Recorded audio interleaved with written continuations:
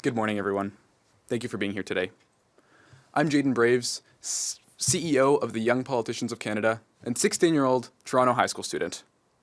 We're honored to be facilitating this with young Canadians from across the country to bring their voices to online delegation internet legislation. We're here to bring youth stakeholders, the main stakeholders, to the table. We're pleased to share the perspectives of young Canadians on internet legislation and the Online Harms Act. Before we begin, I'd like to acknowledge that we are hosted on the land of the Algonquin Territory and Anishinaabe, and we're honored to be here, and we're privileged to use this land. I'm proud to bring together voices that are obviously left unheard within our system. That's not acceptable in Canadian democracy. It's vital that we represent the perspectives of young Canadians, especially those that have been unheard, those under 18, those underrepresented, and those that deserve a voice within our system. We've met with MPs, House leaders, and other government stakeholders in the past couple days. We'll be meeting with more today to make sure all of our voices are within a bill that so strongly affects young Canadians. The internet is no longer a safe place for young Canadians. This concern is echoed by countless individuals across this country, especially those that have been unheard.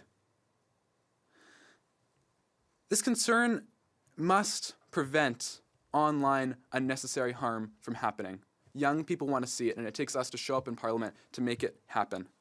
Our friends are struggling while being exploited. Sextortion, bullying, hate, things Canadian youth should not have to deal with. Those are not Canadian values. Why won't you care about us?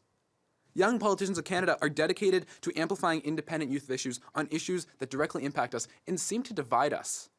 That's not a group that young Canadians want to grow up in. That's not a society young Canadians want to grow up in. We invite all young people to this stage because your voice matters, and we will ensure it's heard in democracy. You are welcome here. I should be in math class right now, but instead I'm standing here because it seems not everyone's taking these issues seriously. Talk about generational fairness. The crisis surrounding online safety is real and pressing. If you have doubts, I encourage you to talk to somebody. Talk to a young person. Ask them how long they use their phone today. Ask anyone, how long are you on your phone? What social medias are you using? On average, a teen spends over 7 hours a day in front of a screen. This staggering amount leads to excessive engagement with social media, where harmful content can easily infiltrate the most vulnerable population, and it does. We'd like to call on government stakeholders to find commonalities in this legislation that we can all agree makes a safer and better place to grow up. I'm now pleased to pass it to my colleagues.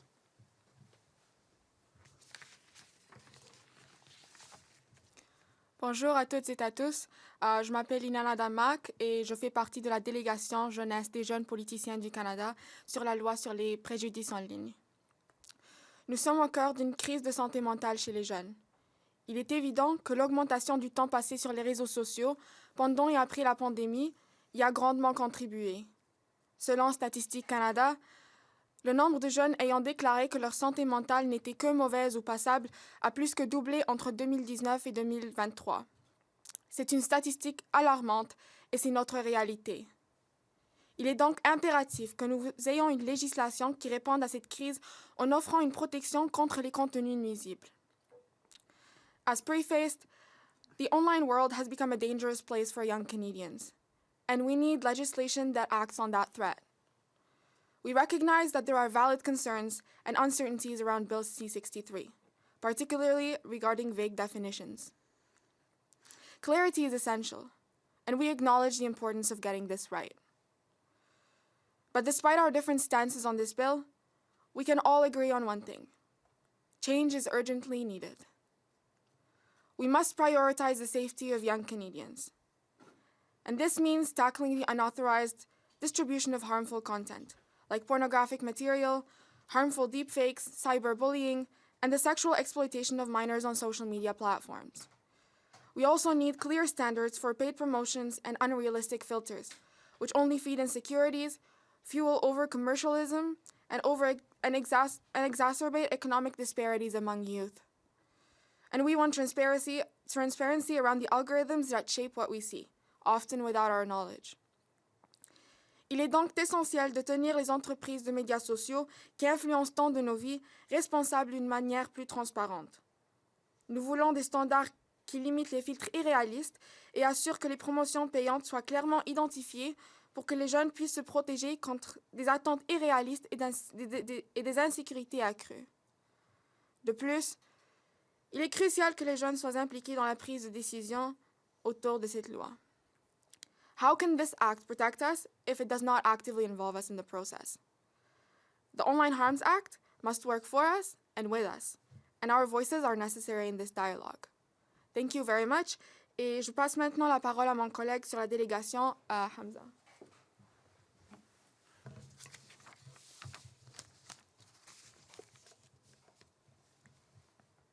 Hello everyone, my name is Hamza Kamal.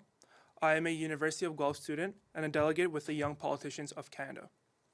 Today, we all stand before you to urge our leaders to come together and legislate the internet. To protect young Canadians, that includes making amendments to Bill C-63, the Online Harms Act, to enable broad political consensus. That would be primarily achieved by refining its approach to freedom of expression. Our organization is calling for clarity in this bill, with the focus on freedom of expression, not freedom of reach. As young Canadians, we see social media as a vital space where we can express ourselves freely, share ideas and perspectives, even those that challenge the status quo, as long as they don't harm others. For young Canadians, this freedom to express openly is essential. It's how we shape our identities, share our beliefs, and engage in democracy. But let's be clear. Hateful and dangerous speech shouldn't have an amplified platform. Bill C-63 must ensure that while all voices are heard, harmful messages are not escalated through social media algorithms. Policies need to protect freedom of expression while responsibly limiting the reach of content that endangers our safety. Freedom of expression is too vital to be compromised. It deserves wide latitude from the law, as long as it doesn't cross into harassment or hate. The Digital Safety Commission, created by Bill C-63, must be guided by young voices like us. Those of us on the front lines, facing the risks of online harms and the danger of having our freedom of expression unfairly limited. We need this bill to balance the scales, to protect free expression, while ensuring our safety. Let's find that right balance, protect freedom of expression, but prevent its misuse. We're asking for your commitment to make this bill a real safeguard for the youth today and for the generations to come. Thank you. I will pass it off to my colleague over here.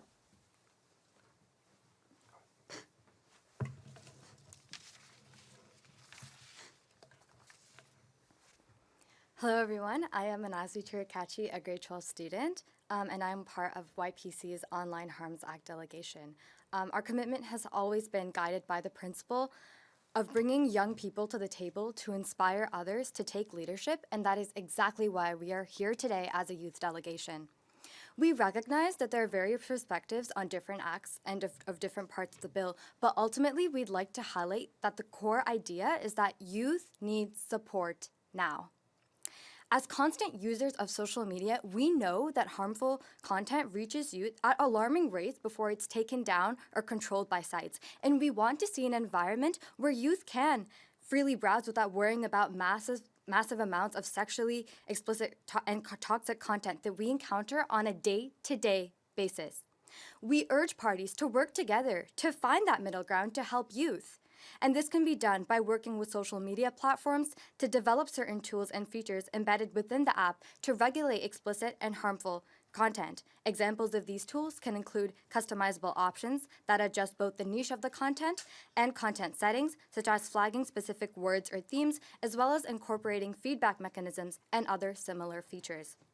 Another option could be developing alternate versions of the platform that are specifically tailored for underage youth, giving youth that opportunity to use safe, age-appropriate platforms that display content that's suitable for them. We've been in meetings with MPs all of yesterday that come from various stances on the Act, and ultimately, we all want to see a version of this bill pass, even if what it looks like is a little different for each of us.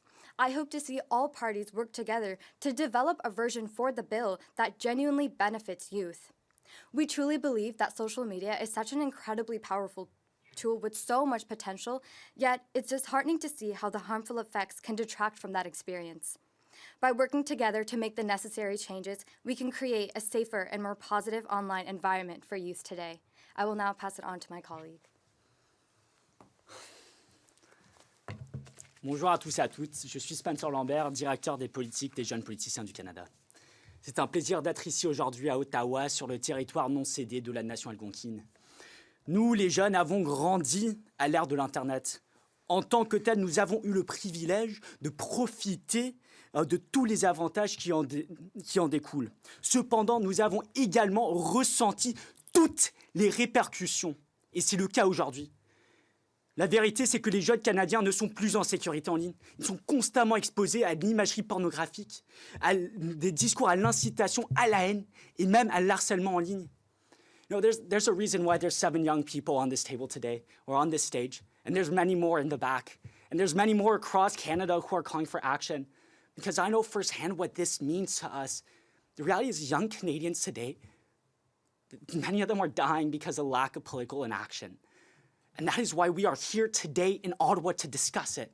Et c'est en réalité cette très triste réalité que nous sommes ici pour demander une action politique soit entreprise pour légiférer sur l'Internet.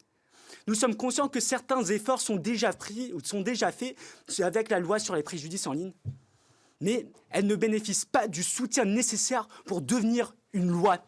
Cependant, de nombreuses parties du projet de loi font l'objet d'un large consensus, notamment la première partie du projet de loi qui vise à protéger les jeunes de certains préjudices en ligne, tels que l'harcèlement en ligne, la diffusion des images non consensuelles, la diffusion d'imagerie pornographique.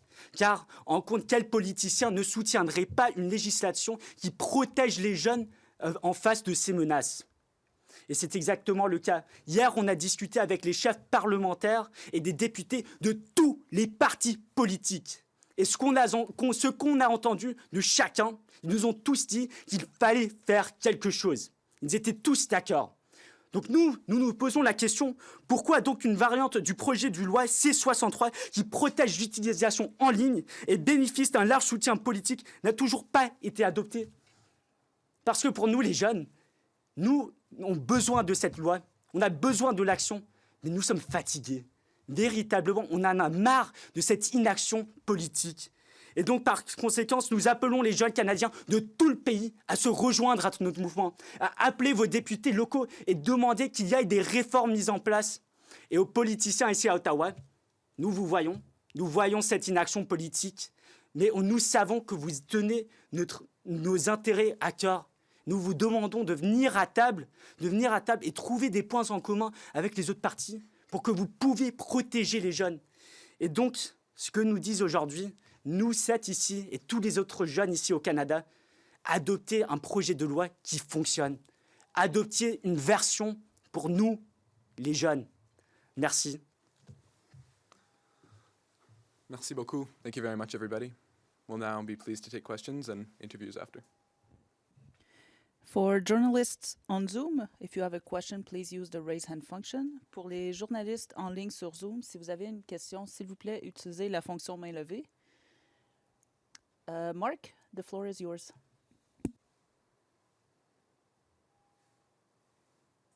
Hey guys, thanks for taking the question. I'm just curious, you mentioned kind of clarity as one issue you have with the bill. Can you just very clearly outline what specifically are the biggest issues you have with the online harms bill and what exactly you'd like to see changed? Thank you so much, Bark. Nice to see you again. I'll pass this to Spencer, and happy to get some other voices in here too. Yeah, definitely. Again, I'll take this question in English because it's asked in English, but I think the way we operate online is very different than the way we operate in person, right? There's one way we interact in person, and we also have hate that defines how that operates. But as a result of how we communicate online is vastly different than how we do as well in person. we also need legislation or the way we interpret hate to also evolve in that way, right? Because as we said, we have all the delegates here, that we want to ensure that there's still a freedom of expression without infringing on that right. We have to be able to see what's comical, what's not. And the reality is in the online world, that takes a different sphere of what we see in person today. So that is specifically the clarity that we want to see. But as well, we want to see in a bill that is technically targeted to youth, to be genuinely targeted to youth, right? When we talk about safety commissions, we want youth to be a part of that. So we want to constantly be part of that discussion. And so those are two of the major points that we want to see change. But as well, we want to make reference on that bill. There's also emerging technologies that sometimes that are not specifically spoken about. What are we talking about? The threats of AI, the threats of deepfakes, because those deepfakes and sharing those images ruins the lives of young people. And I know for many of you out there who have children, grandchildren, that is a threat in our classrooms and on our university campuses. So those are sort of the changes that we want to see. That's a clarity that we want to see brought to the bill. Yeah.